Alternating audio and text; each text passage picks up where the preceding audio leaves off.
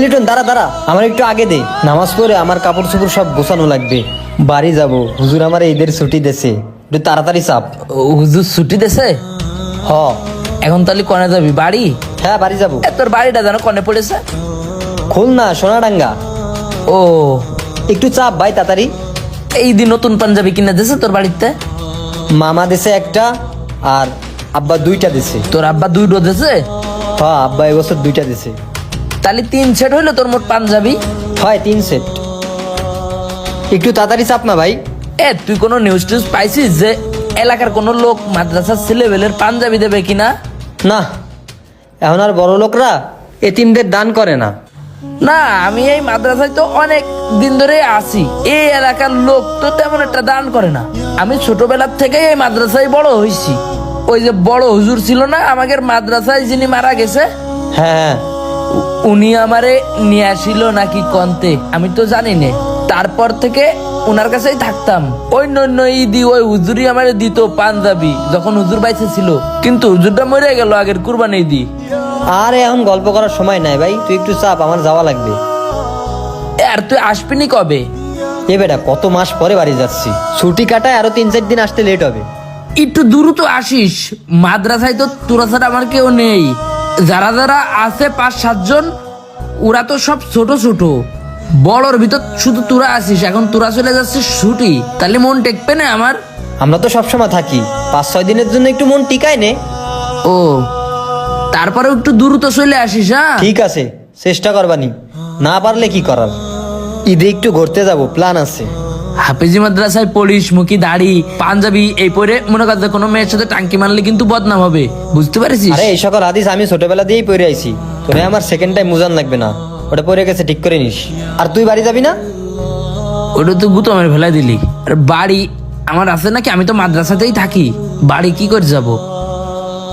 আমি তো এই মাদ্রাসায় 6 মাস, তোর যে বাড়ি নেই এটা প্রথম শুনলাম।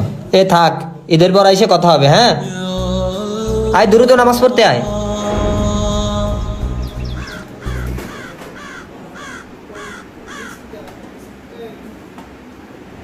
বাড়িতে গেলে তোর তো আবার শয়তানে বেশি ধরে, ছুটি পাইলেই আসতে মন চায় না। এভাবে চলতে থাকলে আলেম হবি কিভাবে? বড় আলেম হওয়ার জন্য কষ্ট তো করতে হবে, ঠিক আছে? ভালোভাবে পড়াশোনা না করলে কি ইফতা পড়তে পারতাম? তাই বলি, বড় আলেম হতে হলে অবশ্যই মেহনত করতে হবে। আর সবাই ছুটিতে গেলে ছুটি শেষ হওয়ার সাথে সাথেই চলে আসবা। হুজুর, তাহলে আমার ছেলেটা নিয়ে যাচ্ছি। ঠিক আছে, ইনশাল্লাহ 5 ওয়াক্ত নামাজ মসজিদে জামাতের সাথে আদায় করবা, আর মায়ের সঙ্গে বাবার সঙ্গে সদাচরণ করবা এবং তাদের কাজে সহযোগিতা করবা। ঠিক আছে ইনশাল্লাহ? ঠিক আছে। মা বাবা যেন বদদোয়া না করে, সবসময় মা বাবা দোয়া দিবে এরকম কাজ করবা ইনশাল্লাহ। আসসালামু আলাইকুম। ওয়ালাইকুম সালাম। আল্লাহ হাফেজ। হাফিজ, তুই সেদিন আমার কাছে হাদিসের বই চাইছিলি না? আবার সিঁড়ি ফেলাইস না, পড়া শেষ করে বাড়ি থেকে আইনা আমারে দিস কেন? কিরে, সুলতান তো ব্যাগ গুছাচ্ছে, বাড়ি যাবে। হ, দেখলাম তো। তুই কি যাবি না? যাবো, কালকে যাবো। ও, নাকি আমি জাতি চাইছি দেখে তুই জাতি দেরি করতেছিস? আরে না, তোর তো নিমুই। মজা হয় তোদের ওইদিকে ঈদি? কি কস, আমগো দিকে এত আনন্দ হয়? আমার সাথে গেলেই বুঝবি। আর সুলতান কি, হ্যাঁ আজকে চলে যাবে, এটা কোনো কথা? কইলাম কাল একসাথে যাব সবাই। আমার সাথে উজু করতে যায় দেখা হয়েছিল, বললাম কালকে যাস, কয় না আজকেই যাব। আরে ভালো কথা, আমি ঈদি যে তোগের এলাকায় যাব, যাওয়ার পরে কনে কনে ঘুরতে যাবিনি? অনেক বড় একটা মাদ্রাসা আছে, ওই মাদ্রাসার একজন আলেম আছে। প্রথমে যাই তো হেল্লোকে দেখা করতে হইব। বড় আলেম হইতে গেলে দোয়ার দরকার আছে না? তোরও তো ইচ্ছা বড় একজন আলেম হবি, ঠিক না? আর আমারও তো ইচ্ছা, তাইলে ও তোর বলতে তো ভুলেই গেছি, আমাকে এখানে অনেক বড় একটা মেলা হয়, ওখানে যাবো। মেলায়? হ্যাঁ, অনেক খাওয়ান দাওয়ানের আয়োজন হয় ওখানে। আচ্ছা ঠিক আছে, তাহলে যাবো। আমি তোরে খাওয়ামো। শোন, বড় হুজুর মরে যাওয়ার পরে কোনো ঈদই মাদ্রাসা থেকে বেরোতে পারি না, এই প্রথম তুই আমার নিয়ে যাবি। আমার ভাবলি খুব আনন্দ লাগতেছে। আজকে চল বাড়ি, হুজুর বললি তো আমাকে ছুটি দেবে, সমস্যা নেই। আরে না, আজকে পাঞ্জাবি ধুয়ে দিছি, ডিসিশন নিছি কালকে যাবো। আচ্ছা ঠিক আছে। আর ওই পাঞ্জাবি টাঞ্জাবি রেডি রাখিস তুই।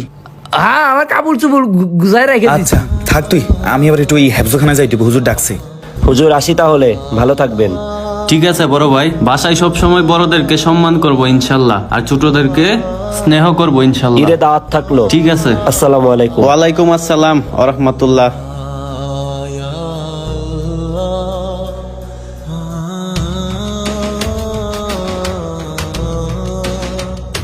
একে একে ঈদের ছুটিতে সবাই মাদ্রাসা থেকে চলে যাচ্ছে বাড়িতে, শুধুমাত্র কয়েকজন ছাড়া।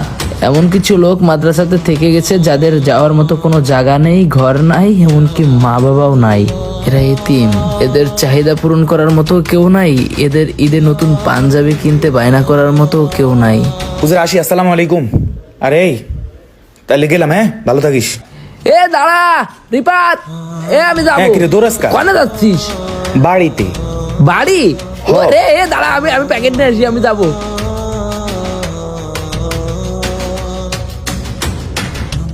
হঠাৎ করে ব্যাগ নিয়ে বেরোয় চলে আসলে, আমার কবি না তুই?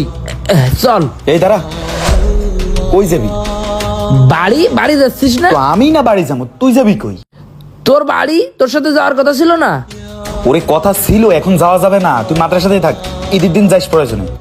তুই তো প্রথম রমজান থেকেই আমারে বলতেছিলি তোর বাড়ি নিয়ে যাবি, আমিও তো আশায় রয়েছি তোর বাড়ি যাবো ঈদ করতে। এবার তোরা আশা দিছি ঠিক আছে, কিন্তু যাওয়া যাবে না, তুই মাদ্রাসাতেই থাক। মাদ্রাসায় তোরা কেউ নেই, আমার মন টেকবে না, আমার একটু নিয়ে চল, আমি ঈদের দিনই চলে আসবানে লাগে। আরে ভাই, ঈদের দিন কেন? তুই গেলে তো 3-4 দিন থাকবি, সমস্যা নাই। হঠাৎ করে আব্বা ফোন দিছিল, আব্বারে কইলাম আমার সাথে আমার একটা বন্ধু আমাদের বাড়িতে যাবে, কিন্তু আব্বা কইছিল বাড়িতে নাকি অনেক আত্মীয় স্বজন আসবে, তোর বন্ধুরে বলিস ঈদের দিন গিয়ে বেড়াই আসতে। তাহলে শুন, তুই ঈদের দিন যাইস। হ্যাঁ বন্ধু, হ্যাঁ বল। বলতেছি তুই ওই যে 1 মাস আগে একটা খয়েরি পাঞ্জাবি বানাইলি, পাঞ্জাবিটা আমার একটু দিয়ে যাবি, আমি পর বানাই দিতি। আমার তো দিতি এই একটা পাঞ্জাবি ছাড়া আর নেই। না না, ওটা দেওয়া যাবে না, ওটা আমি ঈদের 3য় দিন পরবো। তোর তো বাড়িতে নতুন পাঞ্জাবি দিচ্ছে। ওটা তো বাড়িতে দিছে, কিন্তু আমার নিজের একটা চয়েস আছে না, ওটা আমার খুব পছন্দের পাঞ্জাবি, ওটা দেওয়া যাবে না তোরে। বড় হুজুর মারা গেছে দেখে, নাহলে বড় হুজুর প্রতিবার আমার পাঞ্জাবি দিত। হুজুর কুরবানিতে মারা গেছে, তারপর থেকে আর কেউ নতুন পাঞ্জাবি দিইনি। ঠিক আছে তাহলে যা। আচ্ছা, তুই ঈদের দিন যাইস।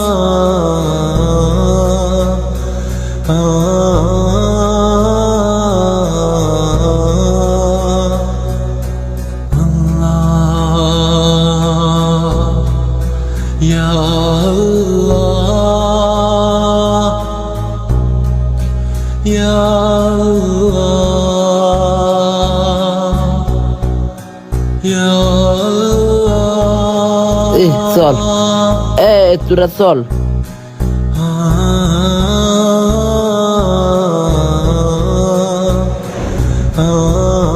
ভালো হয়েছে আমার বন্ধু নিয়ে আমারে, আমি চলে গেলি তো আবার তোরাই একা থাকতিস। আল্লাহ যা করে ভালোর জন্য করে, আমার পরে খেয়াল হয়েছে আজকে ঈদের দিন ক তাই না? ঈদ তুই যদি মনে কর বাড়ি থাকতিস কি করতিস?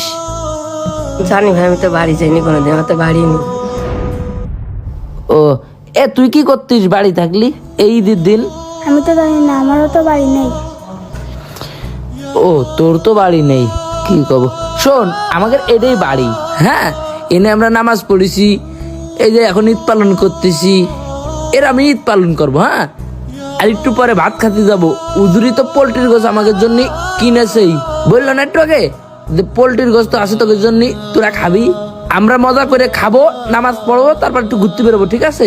আমি যদি বড় এখান থেকে হাফেজ হয়ে বেরোতে পারি, আলেম হয়ে বেরোতে পারি, অনেক বড় বক্তা হবো, ওয়াজ মাহফিল করবো, হাজার হাজার লাখ লাখ মানুষ আমার কথা শুনবে, তখন তো তোরাও বড় বড় হয়ে যাবি। তোকে আমি বলবো না, তোকে সবার আমি আমার পাশে রাখবো। ঠিক আছে? চল উজু করে আসি। ঈদ নিয়ে যাদের অনেক ব্যস্ততা, একটা পোশাকের জায়গায় যারা 10টা পোশাক করেন কেনাকাটা, তাদেরকে বলতেছি আপনার অতিরিক্ত পোশাকের টাকাটা যদি আপনার এলাকার কোনো এতিম অনাথ বাচ্চার পোশাক কেনার কাজে লাগে বা তার ঈদটাকে খুশি করতে পারে, তাহলে আপনার থেকে মহান কোনো ব্যক্তিই হতে পারে না। তাই আপনার মহল্লায়, ইউনিয়নে বা জেলায় আপনার আশেপাশে যেই এতিমখানাটি আছে খোঁজ নিন এবং একটি এতিম মানুষের ঈদটাকে সুন্দর করার দায়িত্ব নিন।